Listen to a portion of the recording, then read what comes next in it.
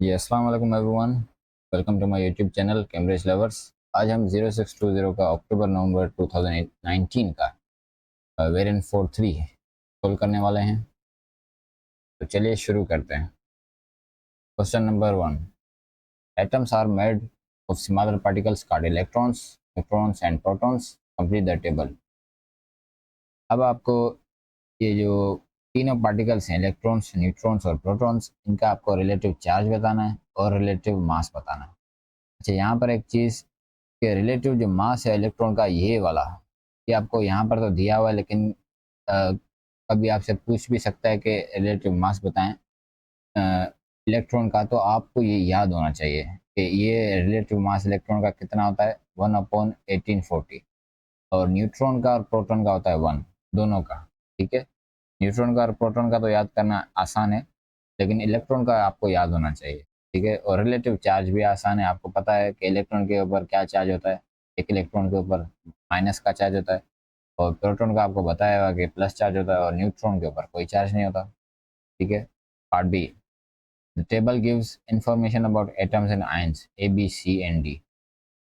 ए B C, ठीक है, ए B सी जो आयंस है, आपको इसकी इंफॉर्मेशन दी गई है।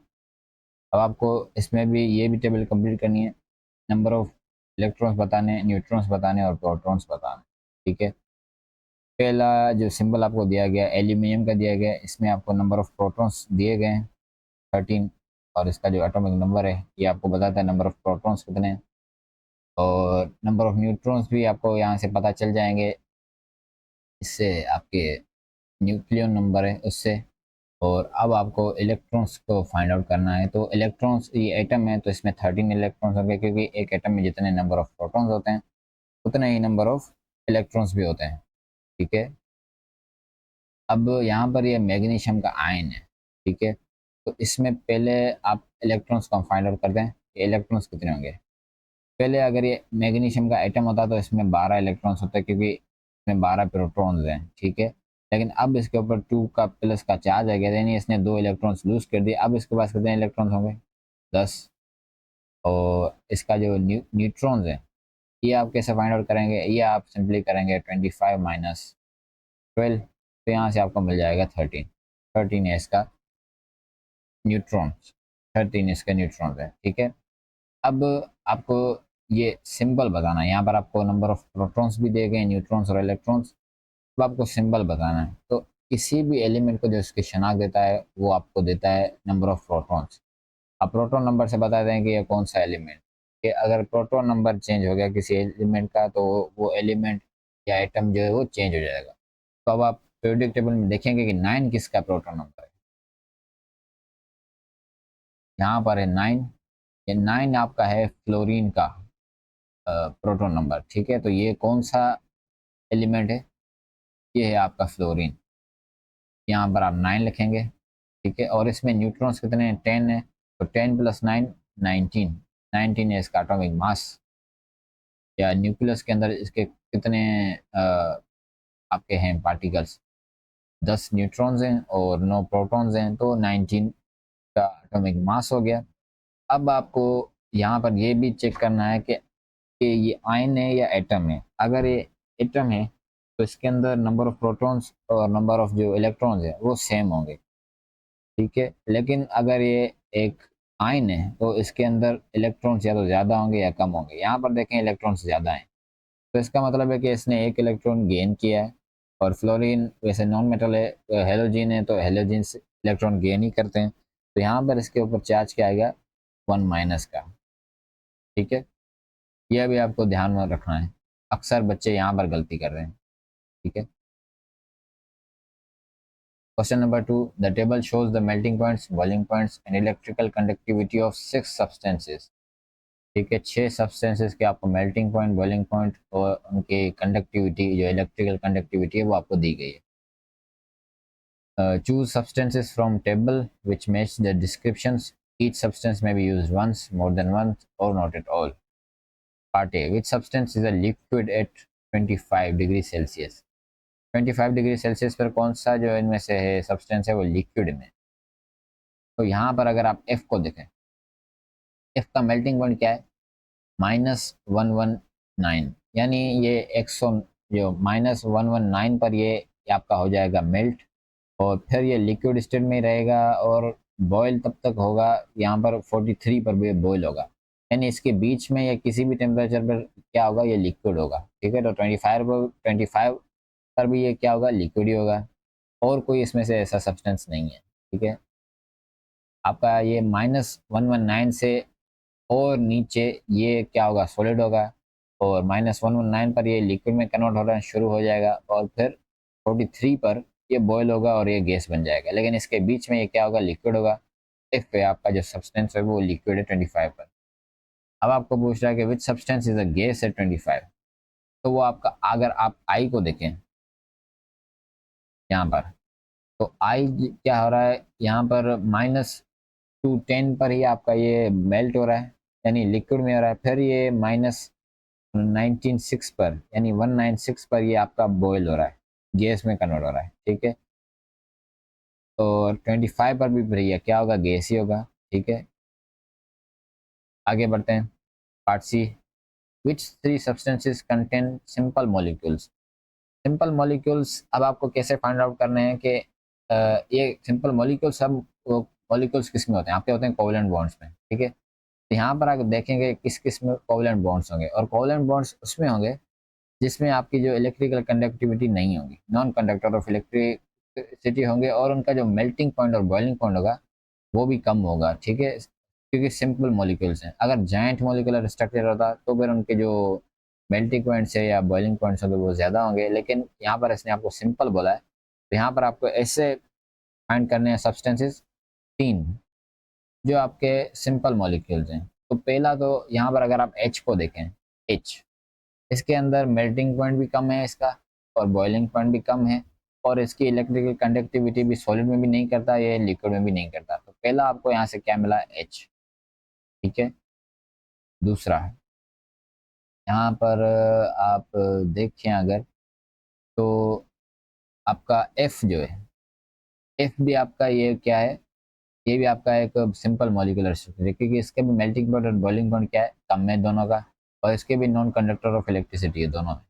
ठीक है, तो आपका एफ। ठीक है,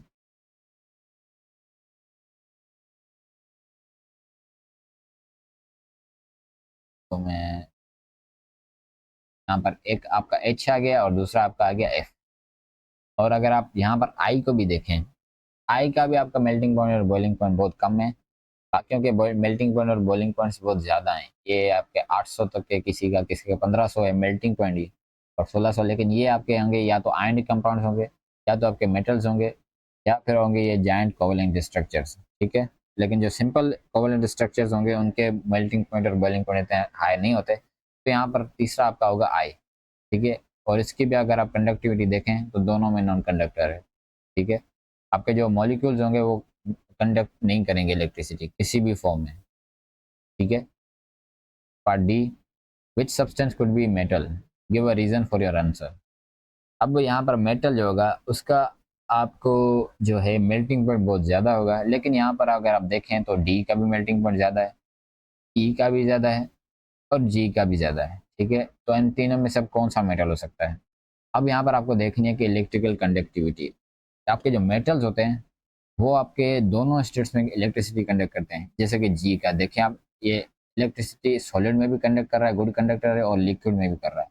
लेकिन आपके जो आयनिक कंपाउंड्स हैं, ठीक है, ये आपका सॉलिड में कंडक्ट नहीं करते, जैसे कि ये दोनों डी और ई, ये दोनों सॉलिड में कंडक्ट नहीं कर रहे हैं। ठीक है, और आपका ई जो है वो लिक्विड में कंडक्ट कर रहा है, तो यानी ये एक आयनिक कंपाउंड है। और आपका जो डी है, ये आपका लिक्विड में भी कंडक्ट नहीं कर रहा है, तो यानी ये एक जायंट मॉलिक्यूलर स्ट्रक्चर होगा। ठीक है, ये होगा मॉलिक्यूलर स्ट्रक्चर, लेकिन जायंट मॉलिक्यूलर स्ट्रक्चर है, जिसको आप कहते हैं मैक्रो मॉलिक्यूलर स्ट्रक्चर।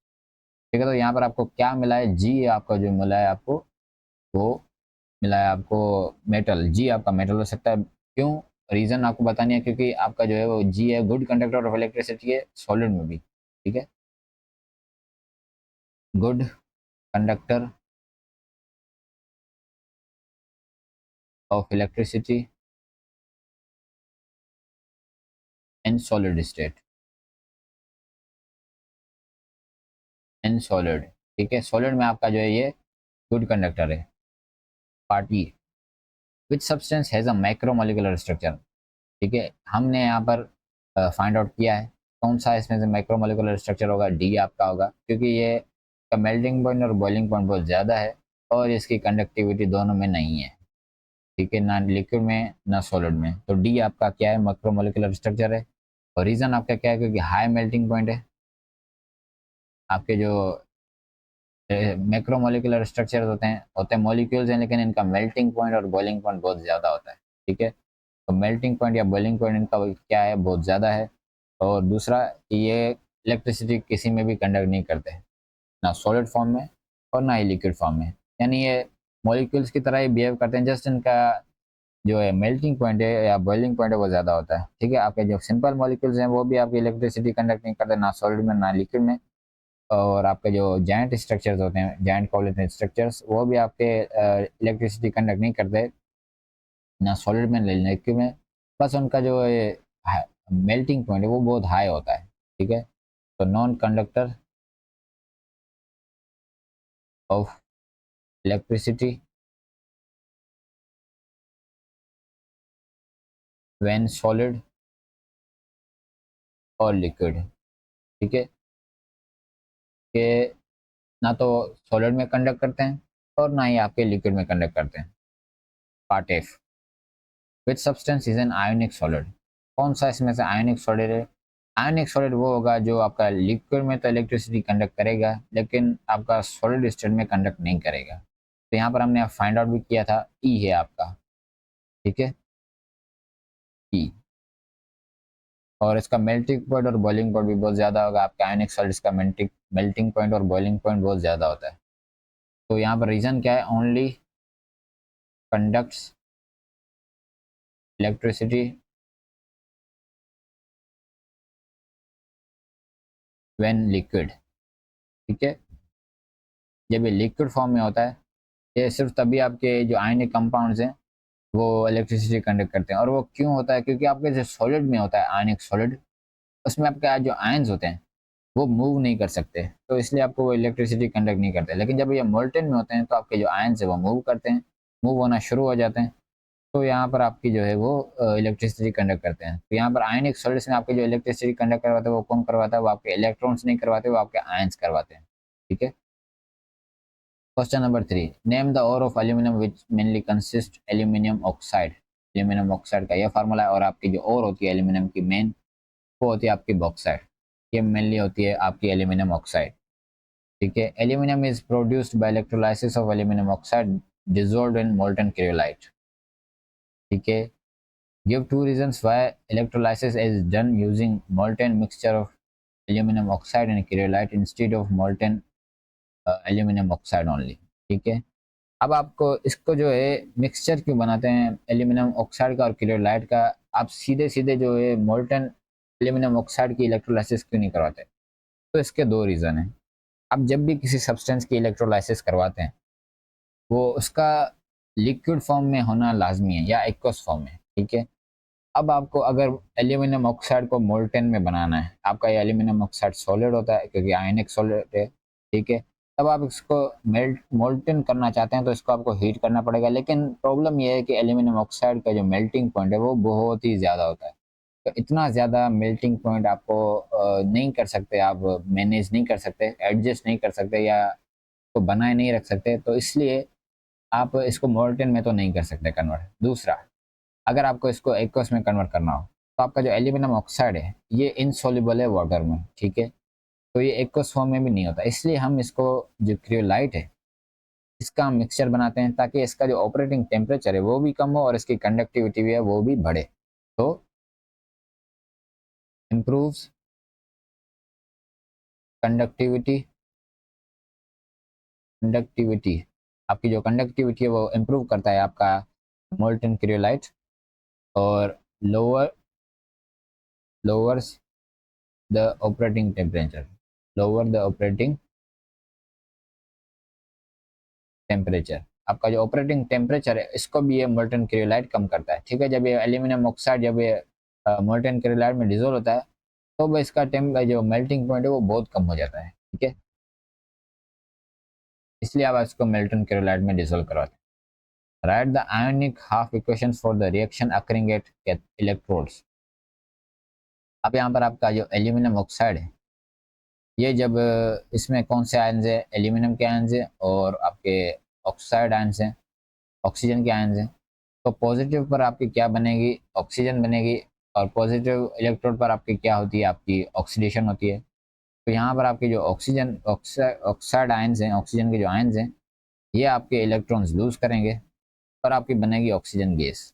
ठीक है, और यहाँ पर इसको आप बैलेंस कर दें कि 2 इलेक्ट्रॉन्स लूज कर रहा है ईच, तो 2 कितने लूज करेंगे, 4। ठीक है, इस तरह से आपको इसको बैलेंस करना है। और नेगेटिव इलेक्ट्रोड पर आपका क्या बनेगा, आपका मिलेगा एल्यूमिनियम। ठीक है, और कोई आयन आपका मौजूद नहीं है क्योंकि ये मोल्टन है। एक्वस होता तो आपका कोई हाइड्रोजन के आयन भी मौजूद होते, फिर आप रिएक्टिविटी चेक करते। लेकिन यहाँ पर आपका जो है वो नेगेटिव इलेक्ट्रोड पर आपको क्या बनेगा, एल्यूमिनियम बनेगा। और नेगेटिव इलेक्ट्रोड पर आपकी क्या होती है, आपकी होती है रिडक्शन। ये इलेक्ट्रॉन्स गेन करेगा, 3 इलेक्ट्रॉन जो इसने लूज किए थे वो दोबारा एल्यूमिनियम का जो आयन है वो गेन करके ये बना देगा एल्यूमिनियम। ठीक है, the anodes are made of carbon and have to be replaced regularly. Explain why carbon anodes have to be replaced regularly. अब ये जो एनोड है आपका आपका ये कार्बन का बना होता है और इसको आपको रिप्लेस करना होता है रेगुलरली। वो क्यों करना होता है वो आपको बताना। वो इसलिए करना होता है क्योंकि यहाँ पर आप देखें एनोड पर यानी पॉजिटिव इलेक्ट्रोड पर आपकी क्या बन रही है, आपकी बन रही है ऑक्सीजन। तो जो ऑक्सीजन बन रही है ये आपका जो कार्बन का एनोड है इससे ये ऑक्सीजन रिएक्ट कर जाएगी, क्योंकि इनका जो टेम्परेचर होता है यहाँ पर ये जो अपरेटस है इसमें आपका टेम्परेचर बहुत ज़्यादा होता है। तो इसलिए ये आपका जो है वो ऑक्सीजन कार्बन से रिएक्ट कर जाती है, तो आपका कार्बन डाइऑक्साइड बन जाती है, और कार्बन डाइऑक्साइड तो आपकी गैस होती है। तो इसलिए एनोड ये आपका यूज अप होता जाता है। ठीक है, तो यहाँ पर आप देखेंगे carbon reacts with oxygen to form carbon dioxide. ठीक है, ये आपका रिएक्ट कर जाता है आपका कार्बन से, ऑक्सीजन जो है आपकी कार्बन से रिएक्ट कर जाती है और ये आपके बना देती है कार्बन डाइऑक्साइड। ठीक है, part C, the positions of some common metals in reactivity series are shown. ये आपको रिएक्टिविटी सीरीज में कुछ जो एलिमेंट्स हैं उनकी आपको दी गई है रिएक्टिविटी। अब यहाँ पर आपको जो रिएक्टिविटी के बारे में बता चलूँ कि रिएक्टिविटी सीरीज आपको याद करनी है। ये आपको एग्ज़ाम में नहीं दी जाएगी और इससे आपके तकरीबन ऑलमोस्ट हर पेपर में आपसे सवाल होता है एक ना एक रिएक्टिविटी के रिलेटेड। ठीक है, तो रिएक्टिविटी सीरीज़ आपको याद करनी है और इसका याद करने का तरीका भी ये है। आपकी रिएक्टिविटी सीरीज़ आपको याद करने का तरीका भी यहाँ पर ये मैंने ये आपको यहाँ पर ये शो किया है। आप इस तरह अगर कोई और भी बना लें अपनी तरफ से तो वो भी सही है। ठीक है, या आप इसको यूज़ करके याद कर लें। ठीक है, तो रिएक्टिविटी बहरहाल आपको याद करनी है। ठीक है, when magnesium is placed in aqueous copper to sulfate, a displacement reaction occurs immediately. ठीक है, right an ionic equation for the reaction include state symbols. तो जो मैग्नीशियम है, अब यहाँ पर देखें मैग्नीशियम आपका जो है वो ज़्यादा रिएक्टिव है कॉपर से। तो जब ये कॉपर टू सल्फेट में आप इसको मैग्नीशियम को डालेंगे तो ये कॉपर को जो वो रिप्लेस कर देगा और ये खुद मैग्नीशियम सल्फेट बना देगा और कॉपर आपका बनेगा। ठीक है, तो आयन का इक्वेशन आपको लिखनी थी। मैग्नीशियम है वो सॉलिड स्टेट में होता है और कॉपर के जो आयन्स हैं ये होते हैं आपके एक्वस में। ठीक है, जब ये रिएक्ट करेंगे तो आपका बन जाएगा मैग्नीशियम जो है वो ऑक्सीडाइज हो जाएगा, ये बना देगा 2+ आयन्स और ये बन जाएगा एक्वस में। और आपका कॉपर जो है वो उन इलेक्ट्रॉन्स को गेन करके ये बना देगा कॉपर। ठीक है, और ये कॉपर एज ए सॉलिड बन जाएगा। ठीक है, तो इस तरह से आपको ये आयनिक इक्वेशन शो करनी थी, आपको स्टेट्स भी शो करनी थी। State 2 observation you would make when magnesium is placed in aqueous copper two sulphate. अब 2 ऑब्जर्वेशंस आपको क्या मिलेंगी। पहला ये तो आपका ये जो कॉपर टू सल्फेट है इसका जो कलर होता है क्या होता है आपका ब्लू। ठीक है, कलर्स भी आपको याद करने हैं। ट्रांजिशन एलिमेंट्स के जितने भी कंपाउंड्स हैं आपके सिलेबस में उसके आपके कलर्स याद करने हैं, और आपका जो सबसे ज़्यादा कॉमन कलर है कॉपर टू सल्फेट, जो सबसे ज़्यादा आपको याद होना चाहिए वो आपका है कॉपर टू सल्फेट का colour, hydrated copper two sulphate का कलर, तो आपका होता है ब्लू। और ये जब आपका जो कॉपर है, यहाँ पर तो कॉपर आयंस की फॉर्म में है, लेकिन जब आपका मैग्नीशियम सल्फेट बनेगा, तो ये मैग्नीशियम सल्फेट जो है ये ग्रुप 2 का एलिमेंट है, तो यहाँ पर ये कलरलेस सॉल्यूशन बनाएगा। ठीक है, आपके सिर्फ ट्रांजिशन एलिमेंट्स होते हैं जो आपके कलर्ड कंपाउंड्स या कलर्ड सॉल्यूशन बनाते हैं, तो यहाँ पर सॉल्यूशन का कलर क्या होगा, ब्लू से कलरलेस हो जाएगा। ठीक है, तो पहली ऑब्जर्वेशन आप क्या लिखेंगे, colour of solution change from blue to colourless. ठीक है, आपका जो कलर है वो कलरलेस हो जाएगा सॉल्यूशन का। पहली ऑब्जर्वेशन तो आप ये नोट करेंगे। ठीक है, और दूसरी ऑब्जर्वेशन आप क्या नोट करेंगे कि जो आपने मैग्नीशियम डाला है, सॉलिड फॉर्म में डाला है या इसकी रिबन डाली है, तो वो आपकी डिसॉल्व हो जाएगी, यानी डिसअपियर हो जाएगी। और आपको जो है जब ये रिएक्शन कंप्लीट हो जाएगा, तब आपको ये कॉपर है ये आपका पिंक तरह का पिंकिश रेड होता है, आपका इस तरह का कलर का आपका ये मेटल होता है कॉपर का कलर, ये आपको मिलना शुरू हो जाएगा, ये आपको शो होगा सॉलिड। ठीक है, पिंकिश रेड सॉलिड, तो आपको पता चल जाएगा कि ये कॉपर है। ये आपको at the end of the reaction आपको ये बीकर में आपको मिलेगा, या जिस भी कंटेनर में आप इसको कर रहे हैं। तो इनमें से आप कोई भी ऑब्जर्वेशन लिख दें कि आप लिखते हैं कि मैग्नीशियम जो है वो आपका जो रिबन आपने डाली है या सॉलिड जो आपने डाला है वो डिसअपियर हो जाएगा, डिसॉल्व हो जाएगा। या फिर आप ये लिख दें कि आपको जो है वो पिंक या ऑरेंज टाइप का जो है वो सॉलिड आपको मिलना शुरू हो जाएगा at the end of the reaction. ठीक है, मैं यहाँ पर लिख देता हूँ कि मैग्नीशियम जो है वो डिसॉल्व हो जाएगा या सॉलिड डिसॉल्व, सॉलिड डिसॉल्व, जो आपने मैग्नीशियम डाला है वो डिसॉल्व हो जाएगा। यहाँ पर आपको ऑब्जर्वेशंस लिखनी है। ठीक है, कि आप क्या ऑब्जर्व करेंगे। आपको ये सोचना है कि अगर आप लैब में परफॉर्म कर रहे हैं, तो आपको आप आंखों से क्या देख रहे होंगे कि ये चीज़ हो रही है। ठीक है, आपको मतलब इसके अलावा आपको ये नहीं बताना कि मैग्नीशियम जो है वो ऑक्सीडाइज हुआ है या कॉपर जो है वो रिड्यूस हुआ है, ये आपकी ऑब्जर्वेशंस नहीं है। ये तो आपने पढ़ा है ये केमिकल केमिस्ट्री में, तो ये आपको पता है, लेकिन आप ये ऑब्जर्व नहीं करेंगे। ऑब्जर्व आप क्या करेंगे, बाकायदा आप ये नोट करेंगे कि आपको जो कलर है ये फेड होता जा रहा है, और दूसरा आपका जो सॉलिड है वो डिजोल्व होता जा रहा है। आप फिजिंग भी कर सकते हैं ऑब्जर्व, कुछ रिएक्शन में आपकी फिजिंग होती है, और वो उन रिएक्शन में होते हैं जिनमें आपकी कोई भी गैस बनती है। ठीक है, aluminium foil is added to copper two sulphate. अब आपको पहले मैग्नीशियम ने डाला आपने, अब आपने डाला aluminium. No immediate reactions takes place, explain why.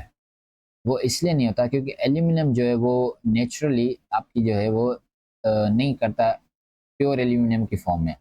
आपका जो लेयर है एल्यूमिनियम, अगर प्योर भी आपका एल्यूमिनियम होगा तो उसके ऊपर जो लेयर होगी वो होगी आपकी एल्यूमिनियम ऑक्साइड की। ठीक है, एल्यूमिनियम के जो सरफेस पर आपके जो एल्यूमिनियम के एटम्स होते हैं वो आपके रिएक्ट कर जाते हैं आपके ऑक्सीजन से जो आपके एयर में होती है, तो ये बना देते हैं एल्यूमिनियम ऑक्साइड लेयर पर। ठीक है, लेकिन ये जो लेयर है ये आपकी होती है अनरिएक्टिव।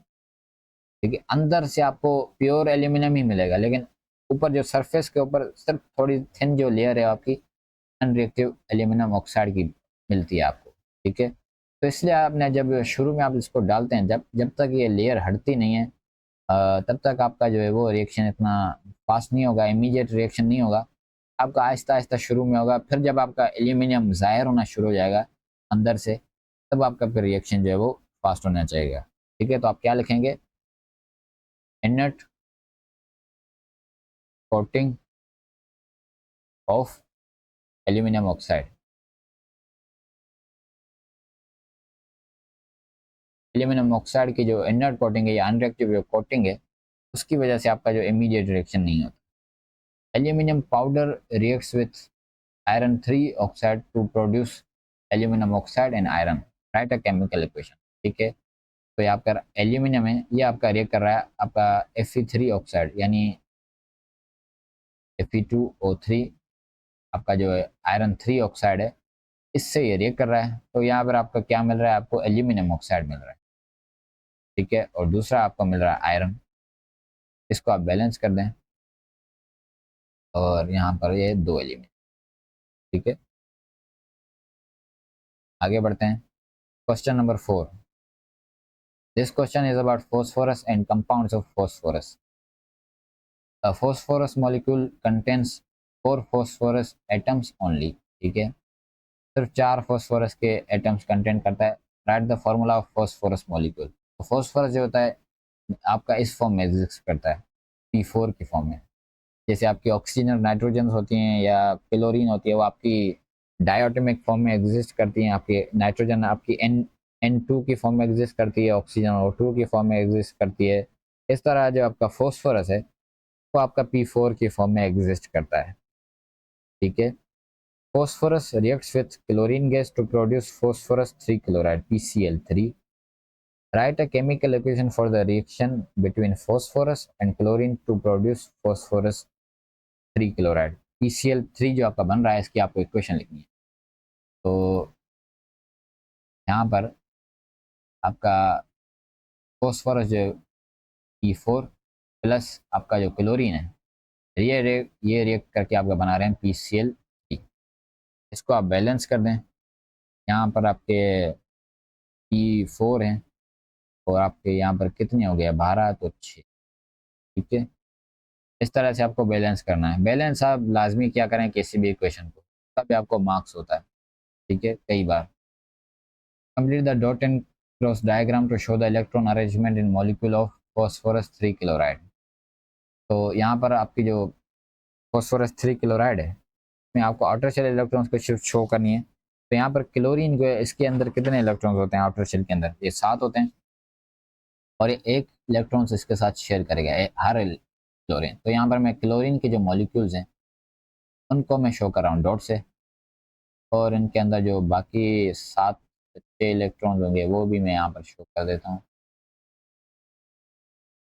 ठीक है, इस तरह से आपके ये आपको ये जो नहीं कर रहे आपके जो शेयर इलेक्ट्रॉन्स, ये भी आपको शो करने हैं, क्योंकि आपको आउटर शेल के सारे इलेक्ट्रॉन्स जो हैं, कोई सा भी एटम हो कि आउटर शेल के इलेक्ट्रॉन सारे शो करने हैं। ठीक है, आपके क्लोरीन के अंदर 7 इलेक्ट्रॉन्स होते हैं आउटर शेल में, एक एक के ये आपका शेयर करेगा और 6 आपके ऐसे अनशेयर्ड होंगे।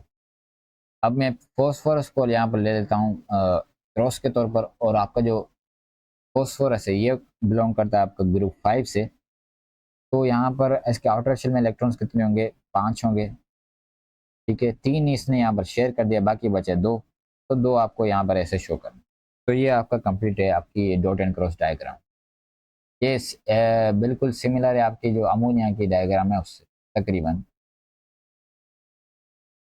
Part C, phosphorus gaseous phosphorus 3 chloride PCl3 reacts with gaseous chlorine to form phosphorus 5 chloride PCl5। ठीक है, उसकी आपको ये केमिकल इक्वेशन भी दी गई है, और ये केमिकल इक्वेशन आप इस तरह से भी लिख सकते हैं। ठीक है, अब आपको यहाँ पर बॉन्ड एनर्जीज दी गई हैं। Use bond energies to calculate energy changes in kilojoule per mole of reaction. ठीक है, अब यहाँ पर आपको इसका एनर्जी चेंज कैलकुलेट करना है। तो अब आपको पहले तो इसका यहाँ पे स्टेप्स वाइज आपके करवा रहा है ये आपसे। तो बॉन्ड ब्रेकिंग होती है आपकी रिएक्टेंट की साइड पर। तो यहाँ पर आपको जो बॉन्ड ब्रेकिंग में आप जो रिएक्टेंट्स की साइड पर आपके जितने भी हैं आपके कंपाउंड्स हैं या मॉलिक्यूल्स हैं, उनकी आप जो एनर्जी कैलकुलेट करेंगे। तो यहाँ पर PCl की जो है, यहाँ पर आपको क्या दिया गया है बॉन्ड एनर्जी, वो दिया गया आपको 236 और 326 सॉरी 326, और ये आपके कितने हैं, 3 हैं। तो यहाँ पर मल्टीप्लाई बाय 3 प्लस आपका क्लोरीन का एक ही है ये बॉन्ड एनर्जी इसकी क्या है 243। तो यहाँ से आप इसकी बॉन्ड एनर्जी कैलकुलेट कर लेंगे। ये आपको मिल रही है इतनी 1221। ठीक है, फिर आपकी जो एनर्जी रिलीज है कितनी हुई है वो आप कैलकुलेट करेंगे प्रोडक्ट की साइड पर। ठीक है, तो यहाँ पर PCl जो है आपका फॉस्फोरस और क्लोरीन के दरमियान जो बॉन्ड है उसकी बॉन्ड एनर्जी कितनी है आपकी 326 है, और ये कितने हैं 5 बन रहे हैं और कोई नहीं है। तो यहाँ पर इसकी क्या बन रही है 1630। ठीक है, तो ये आप यहाँ पर 1630 आ गई। अब आपको एनर्जी चेंज निकालना है, और एनर्जी चेंज होता है आपका जो energy needed to bond break minus energy release. ठीक है, तो एनर्जी नीडेड कितनी है, वो आपकी है 1221 माइनस 1630। ठीक है, इसको आप इसमें से माइनस कर देंगे तो यहाँ पर आपको इसका एनर्जी चेंज मिल जाएगा -409। आपको जो आपका साइन है माइनस हो या प्लस हो या भी आपको इंक्लूड करना है। ठीक है, इससे माइनस साइन आपको बता रहा है कि जो एनर्जी है रिलीज हुई है टू द सराउंडिंग्स। ठीक है, और अगर पॉजिटिव होता तो ये आपको बताता है कि एनर्जी टेकिन इन हुई है और आपकी सराउंडिंग जो है वो कूल होगी। ठीक है, लेकिन यहाँ पर आपकी सराउंडिंग्स हॉट होगी क्योंकि आपकी जो एनर्जी है वो रिलीज हुई है, ज़्यादा एनर्जी रिलीज हुई है एज कम्पेयर टू जो एनर्जी टेकिन इन हुई है। Deduce whether the energy change for this reaction is exothermic या एंडोथर्मिक। ये आपका एक्सोथर्मिक है क्योंकि आपकी जो एनर्जी है वो रिलीज हुई है एक्सोथर्मिक। ठीक है, यहाँ पर माइनस साइन है, देखने से ही पता चल रहा है एनर्जी रिलीज हुई है, because energy release when bonds form is then greater than energy needed to break bonds। ठीक है, आपके जो बॉन्ड तोड़ने के लिए जो जितनी एनर्जी चाहिए थी वो कम है, जो जितनी आपकी जो एनर्जी रिलीज हुई है उससे। ठीक है, part D, under certain conditions the reaction reaches equilibrium. ठीक है, state and explain the effect if any on the position of equilibrium if the pressure is increased. तो प्रेशर का जब आप देखते हैं तो आप देखते हैं कि फ्यूअर मॉलिक्यूल्स जो आपके गैसेस मॉलिक्यूल्स वो किस तरफ है। अगर वो प्रोडक्ट की साइड में है, यहाँ पर देखें गैसेस का 1 मोल है, तो यहाँ पर कितने मोल्स हैं गैसेस के, 1+1। यहाँ पर 2 मोल्स हैं गैसेस के और यहाँ पर 1 है। तो आप जब प्रेशर बढ़ाएंगे तो जिस तरफ आपके फ्यूअर मॉलिक्यूल्स होंगे गैस के, आपका प्रेशर बढ़ाने पर आपका इक्विलिब्रियम उस साइड पर जाएगा जिस पर आपके जो फ्यूअर गैसेस के मोल्स हैं। तो यहाँ पर अगर आप प्रेशर बढ़ा रहे हैं तो यहाँ पर आपको PCl3 की तरफ आपका जो है राइट साइड की तरफ इक्विलिब्रियम की पोजीशन शिफ्ट होगी, आपको ज़्यादा प्रोडक्ट मिलेगी। ठीक है, तो आप क्या लिखेंगे, equilibrium equilibrium shifts to the right side। ठीक है, because fewer gaseous moles fewer gas moles on right side। ठीक है, राइट साइड की तरफ या प्रोडक्ट की साइड की तरफ आपके जो मोल्स हैं गैसेस के वो कम है। ठीक है, phosphine PH3 is produced by reaction between water and calcium phosphide। ठीक है, बैलेंस द केमिकल इक्वेशन। इस इक्वेशन का आपको बैलेंस करना है। यहाँ पर कितने आपके हैं, कैल्शियम 3 है और फॉस्फोरस 2 हैं, और फिर आपको इसको वाटर को बैलेंस करना है। ठीक है, the phosphine ion PH4 is similar to ammonium ion. Ammonium ion आपका कौन सा होता है, आपका होता है NH4+। ठीक है, और फॉस्फाइन जो आयन है इसका सिमिलर है और अमोनियम आयन से। State the formula of ammonia ion. ठीक है, यहाँ से आप इसने पूछ भी लिया है, अमोनियम आयन का फॉर्मूला ये होता है NH4। Suggest the formula of phosphine iodide. तो फॉस्फाइन आयोडाइड का फॉर्मूला क्या होगा, PH4I। ठीक है, इसके ऊपर प्लस का चार्ज है और आयोडीन के ऊपर क्या चार्ज होता है, I- का, आयोडाइड आयन के ऊपर। तो ये आपका इस तरह से 1:1 रेशो में रिएक्ट करेंगे। ठीक है, calcium phosphate contains phosphate ions. Calcium जो फॉस्फेट है, तो यहाँ पर आपको बोल रहा है कि इसका फॉर्मूला बताएं कैल्शियम फॉस्फेट का। तो कैल्शियम के अंदर जो चार्ज होता है, कैल्शियम 2+ की फॉर्म में आयन बनाता है। तो यहाँ पर इसका क्या होगा, इसका फॉर्मूला कैल्शियम 3PO4 2। ठीक है, इस तरह से ये आपको फॉर्मूले बनाने आने चाहिए। ठीक है, इस तरह से ये फॉर्मूले बनाते हैं। phosphorus forms in another compound with hydrogen with the following composition by mass। ठीक है, आपका जो फॉस्फोरस है एक और कंपाउंड बना रहा है हाइड्रोजन के साथ, उसकी कंपोजिशन आपको दी गई है। अब आपको बोल रहा है कि एम्पेरिकल फार्मूला कैलकुलेट करें। तो फॉस्फोरस है, उसकी कंपोजिशन क्या है 93.94, और आपका जो हाइड्रोजन है उसकी कंपोजिशन है आपकी 6.06। तो इसको आप डिवाइड करेंगे इनके AR से। हाइड्रोजन का होता है 1 और आपका जो फॉस्फोरस है उसका होता है आपका 31। यहाँ पर अगर आप देखें प्रेडिक्टेबल में तो फॉस्फोरस का आपका क्या है 31 है आपका। ठीक है, फॉस्फोरस या आपका 31।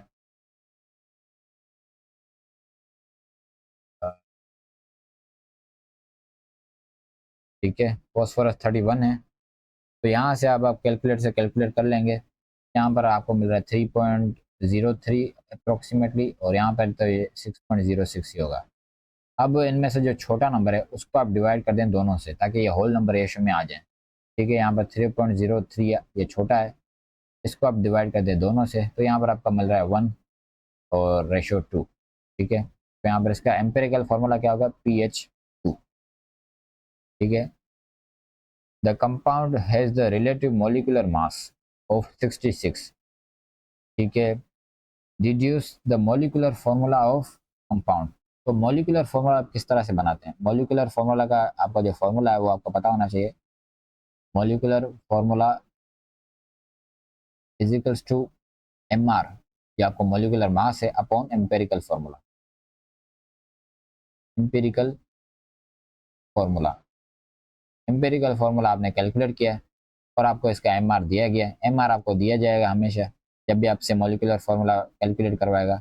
तो 66 आपका एम्पेरिकल मोलिकुलर फार्मूला है, और आपका एम्पेरिकल फार्मूला जो है आपका, आपको इसको कैलकुलेट करना है। आपको फॉस्फोरस के कितने होते हैं 31 है आपका AR। ठीक है, और हाइड्रोजन का कितना है 2 होते हैं, क्योंकि एक हाइड्रोजन का जो एटॉमिक मास होता है वो 1 होता है, 2 के 2 होंगे। तो यहाँ पर इसका एम्पेरिकल जो फार्मूला का मास है वो क्या है, वो है आपका 33।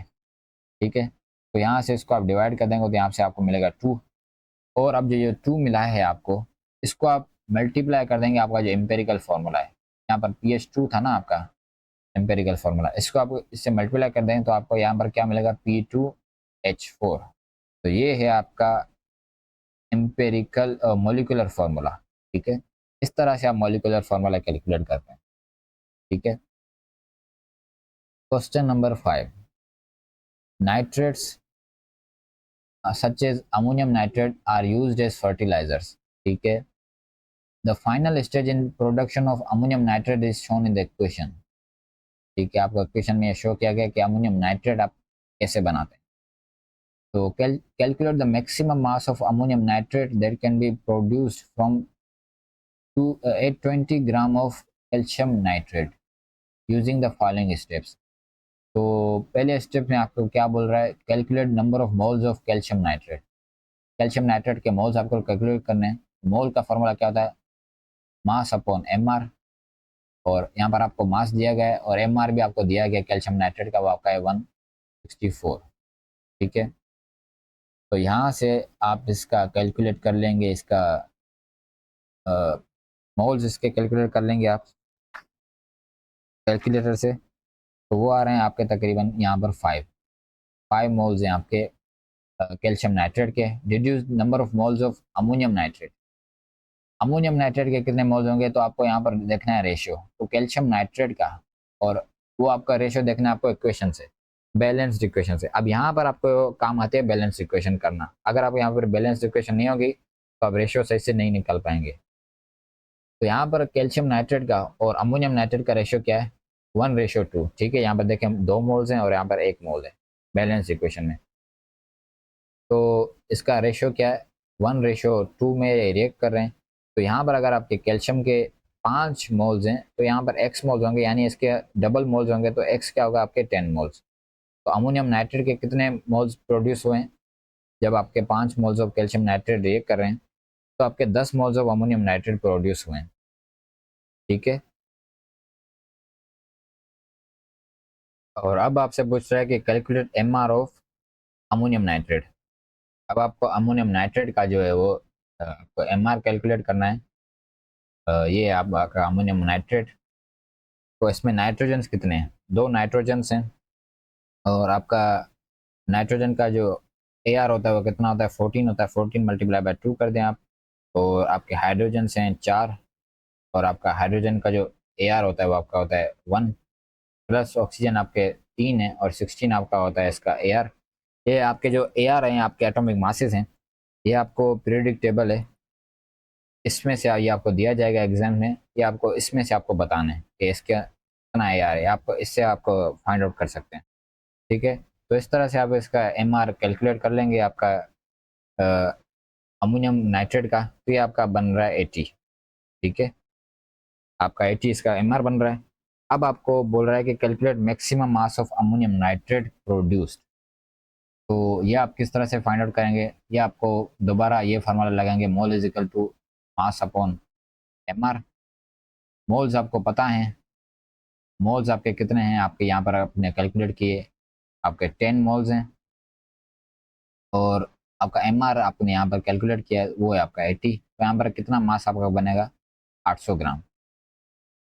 ठीक है, question number 6। This question is about sulphuric acid and substances that can be made from sulphuric acid. और यहाँ पर sulphuric acid is a strong acid. What is mean by term strong acid? और स्ट्रॉन्ग का मतलब होता है कि ये फुली डिसोसिएट हो जाए आयंस के अंदर किसी भी सॉल्यूशन में। ठीक है, तो यहाँ पर आप क्या लिखेंगे? स्ट्रॉन्ग का मतलब क्या होता है? Fully dissociates, fully dissociates into ions. Ions के अंदर ये कम्प्लीटली डिजोल्व हो जाता है किसी भी एक्वस सॉल्यूशन जो आपका होता है या किसी भी सॉल्यूशन में। Ions in the solution. ठीक है, किसी भी सॉल्यूशन में जो है वो ये फुली डिसोसिएट हो जाता है 100%। आपका जो स्ट्रॉन्ग एसिड्स होते हैं। ठीक है, लेकिन जो आपके होते हैं आपके वीक एसिड्स, वो जो आपके आपके होते हैं वो पार्शली डिसोसिएट होते हैं, यानी वो कुछ डिसोसिएट होते हैं और कुछ एज इट इज रहते हैं। ठीक है, तो ये आपका सल्फ्यूरिक एसिड आपका स्ट्रॉन्ग एसिड है। और एसिड का मतलब क्या होता है? एसिड होते हैं आपके प्रोटॉन डोनर्स। प्रोटॉन डोनर्स भी होते हैं, ये आप लिख दें। या आप ये भी लिख सकते हैं कि एक ऐसा सब्सटेंस जिसकी तो पीएच है वो लेस देन 7 हो। ठीक है, तो ऐसे सब्सटेंसेस आपके क्या होते हैं? एसिड होते हैं। लेकिन प्रोटॉन डोनर लिखें तो ज़्यादा बेहतर है। ठीक है, dilute sulphuric acid and sodium hydroxide are used to make sodium sulphate, आपका Na2O4 और एक्वस सोडियम हाइड्रोजन सल्फेट। ठीक है, the method include the use of following apparatus। ठीक है, 25 cm cube of sodium hydroxide of concentration 0.1 mole per dm cube was neutralized by 25 cm cube of sulfuric acid, dilute sulfuric acid of concentration 0.05। ठीक है, इसकी equation आपको दी गई है। और same आपका जो है वो same technique and same solutions can be use to make sodium hydrogen sulphate. ठीक है, एक में आप बना रहे हैं सोडियम सल्फेट और दूसरे में आप क्या बना रहे हैं? आप बना रहे हैं सोडियम हाइड्रोजन सल्फेट। उसका फार्मूला आपको ये है NaH4। Complete the table to calculate volume of sulfuric acid that reacts with 25 cm cube of sodium hydroxide in reaction 2। ठीक है, तो यहाँ पर आपका जो है NaOH आपका आपको दिया गया है वॉल्यूम आपका 25 है आपका cm cube ऑफ NaOH। और इसकी आपको कंसंट्रेशन आपको टेबल से फाइंड आउट करनी है। ये आपकी 0.1 मोल है आपकी कंसंट्रेशन। NaOH का आपको निकालने हैं नंबर ऑफ मोल्स। ठीक है, तो वो आप कैसे निकालते हैं? वो आप निकालते हैं N=CV से। तो यहाँ पर आपकी कंसंट्रेशन क्या है? 0.1 मोल है। और यहाँ पर इसका वॉल्यूम क्या है? वॉल्यूम है आपका 25 cm3। इसको आपको डीएम क्यूब में कन्वर्ट कर दें आप। ठीक है, तो यहाँ से आपको मिलेगा आपका कितना मिलेगा आपको? 25 डिवाइडेड बाय 1000 मल्टीप्लाई बाय 0.1।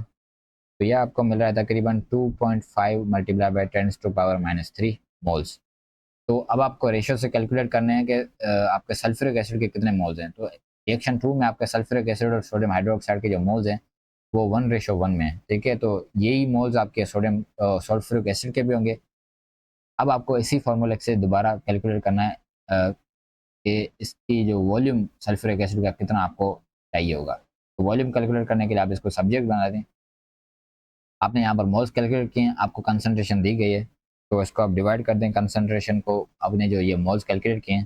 तो यहाँ पर आपको मिल रहे हैं तकरीबन 0.05 मोल्स, ये डीएम क्यूब में आपको मिल रहे हैं। इसको आप मल्टीप्लाई बाय 1000 करेंगे तो आपको मिलेंगे 50 सीएम क्यूब, ठीक है। तो कितना आपको रिक्वायर है आपका सल्फ्यूरिक एसिड का वॉल्यूम, वो है आपको 50 सीएम क्यूब, ठीक है।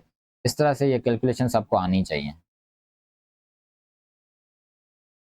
आगे बढ़ते हैं, पार्ट सी।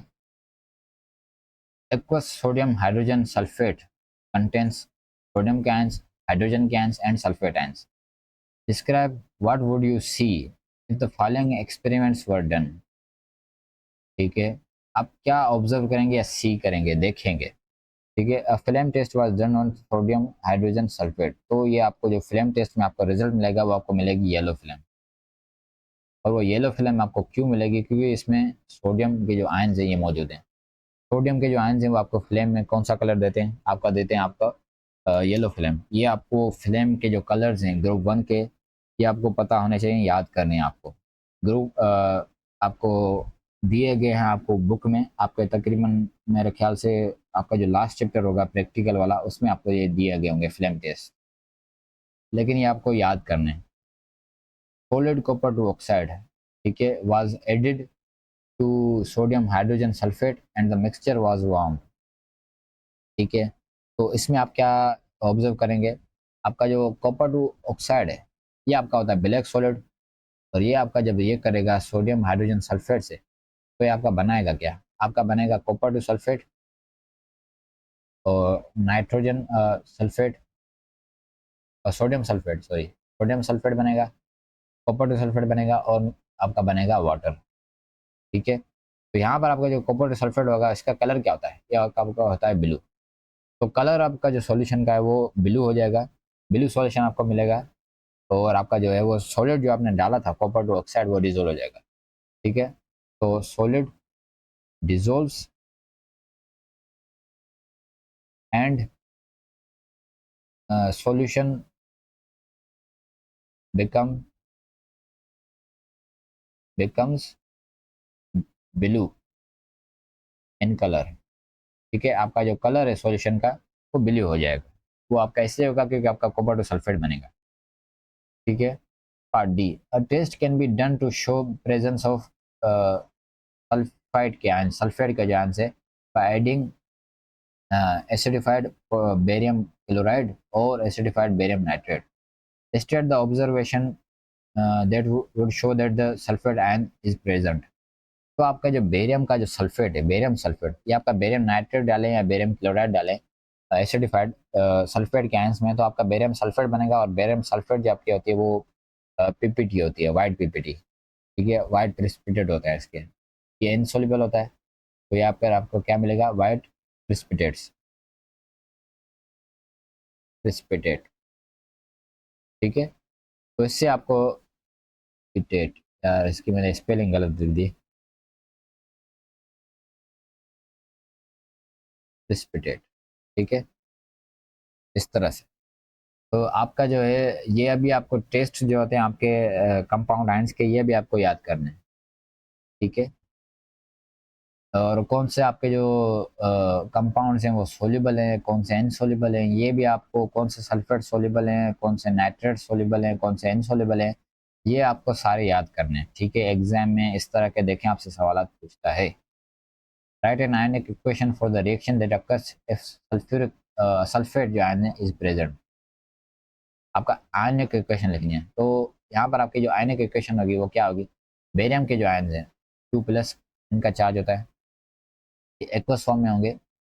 और ये आपके सल्फेट के जो आयन्स हैं ये इनसे रिएक्ट करेंगे तो ये आपका बना देंगे बेरियम सल्फेट, ठीक है। इस तरह से आपको आयनिक इक्वेशन इसकी शो करनी थी। आयनिक इक्वेशन आप इस तरह से लिखते हैं, ठीक है, किसी भी जो प्रिसिपिटेट बना है उसकी, ठीक है। Question number 7, Addition polymerization and condensation polymerizations are two types of polymerizations. Which functional group is present in all monomers which are used to make additional polymerization? तो एडिशनल पोलीमराइजेशन में आपका जो फंक्शनल ग्रुप होना चाहिए, यानी आपका carbon carbon double bond होना लाजमी है, कार्बन कार्बन डबल बॉन्ड। ठीक है, ये आपका एडिशनल पोलीमराइजेशन में ये होना लाजमी है। एडिशनल पोलीमराइजेशन तब होगी जब आपका कार्बन कार्बन डबल बॉन्ड होगा। ठीक है, part of the addition polymerisation is shown. How many monomer units are needed to make the part of addition polymer shown. आपका ये जो पार्ट आपको शो किया गया है, ये जो इसमें आपके कितने मोनोमर्स मौजूद है, तो आपको देखना है कि कौन सा यूनिट है जो रिपीट हो रहा है। रिपीट यूनिट आपको चेक करना है इसमें। तो यहाँ पर अगर आप देखें,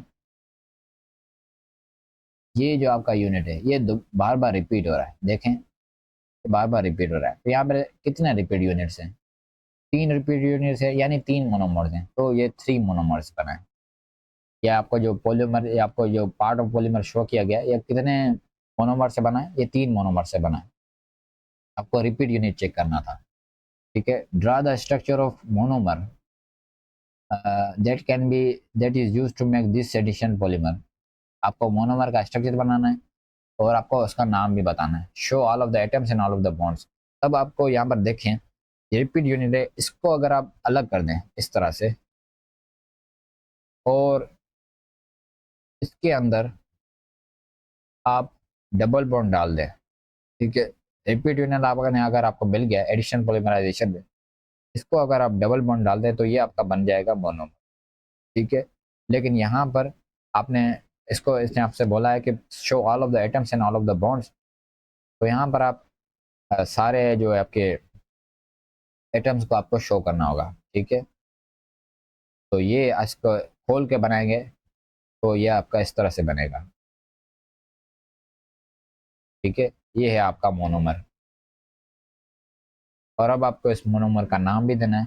तो ये कितने कार्बन है इसमें, ये आपका अल्कीन है और इसमें कितने कार्बन है, 1 2 3 4। तो यानी ये ब्यूटीन है और ये ब्यूट 2 इन है।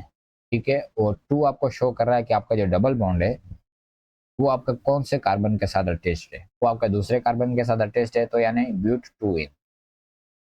ठीक है, इस तरह से आपको इसका मोनोमर का स्ट्रक्चर बनाना था। State the empirical formula of monomer. तो ये आपका इसका अगर आप मॉलिकुलर फार्मूला लिखें अल्कीन्स का, ये इसका ब्यूटीन का, तो ये आपका होगा C4H8। इसका फिर एम्पेरिकल फार्मूला क्या होगा, CH2। क्योंकि आपका जो एम्पेरिकल फार्मूला होता है वो आपका आता है सिंपलेस्ट रेशियो, तो यहाँ पर इसका एम्पेरिकल फार्मूला क्या होगा, CH2। और आपका पॉलीमर का एम्पेरिकल फार्मूला आपको अगर बताना है तो आपका ये रिपीट यूनिट का ही आपको बताना है। ठीक है, पॉलीमर का आप एम्पेरिकल फार्मूला कैसे निकालेंगे, उसका रिपीट यूनिट से। तो रिपीट यूनिट यहाँ पर ये है, तो इसका भी अगर आप कैलकुलेट करेंगे एम्पेरिकल फार्मूला, तो यहाँ पर 4 कार्बन है और आपके हाइड्रोजन 8 है, तो सिंपलेस्ट रेशियो इनका भी क्या है, CH2। ठीक है, दोनों का सेम है इनका empirical formula. Part C, complex carbohydrates are natural condensation polymers. ठीक है, they can be broken down into colorless monomers which can then be separated and identified. ठीक है, X is a complex carbohydrate. Starting with sample of X, describe how to produce, separate, detect and identify the monomers which make it up. ठीक है, आपका जो complex carbohydrates बनते हैं वो आपके बनते हैं आपके ग्लूकोज से। ठीक है, तो in your answer include the name of the process used to break down X into monomers. तो ये आपका जो प्रोसेस होता है इसका नाम होता है आपका हाइड्रोलाइसिस। जब भी आप किसी भी कार्बोहाइड्रेट को या कंडेंसेशन पॉलीमर को दोबारा ब्रेक करते हैं इनटू मोनोमर्स, तो आपका कौन सा प्रोसेस होता है, आपका होता है हाइड्रोलाइसिस का। फिर आपको क्या शो करना है, 2 types of substances that can be used to break down X। तो आपकी जो हाइड्रोलाइसिस होती है कार्बोहाइड्रेट्स की, वो आपकी 2 तरीके से होती है। आपकी एक तो ऐसे आपके एसिड से और दूसरी आपकी होती है एंजाइम से। ठीक है, ये दोनों आपके आपकी करवाते हैं हाइड्रोलाइसिस, एंजाइम्स करवाते हैं आपके, और आपकी करवाते हैं एसिड करवाता है। ठीक है, कोई भी एसिड।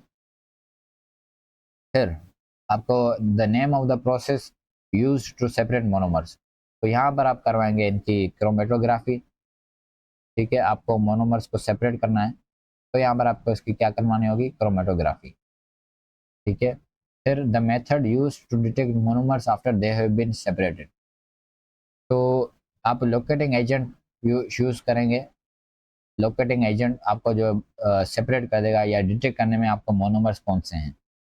और फिर आप जो है method use to identify monomers after they have been separated, तो वो आप करेंगे, आपकी इनको जो आर एफ वैल्यूज हैं उनको कैलकुलेट करेंगे, आप बताएंगे कि ये कौन सा मोनोमर है। ठीक है, तो ये सारी चीज़ें आपको इंक्लूड करनी है। तो आपका प्रोसेस क्या है, द ब्रेक डाउन, या इसको मैं किस तरह से लिखूं कि X X is broken down by hydrolysis hydrolysis by acid और बाय एंजाइम्स। ठीक है, आपकी हाइड्रोलाइसिस की डेफिनेशन क्या होती है, break down of an compound by water, लेकिन यहाँ पर वाटर नहीं होता, कोई भी एसिड होता है या एंजाइम होता है। तो X is broken down by hydrolysis by acid और by enzyme, then the monomers then monomers are separated by chromatography। आपका क्रोमेटोग्राफी से आप इनको जो है सेपरेट करेंगे, क्रोमेटोग्राफी। और फिर method use to detect the method, नहीं नहीं, फिर आप क्या करेंगे, फिर आपको जो है spray locating agent to detect monomers.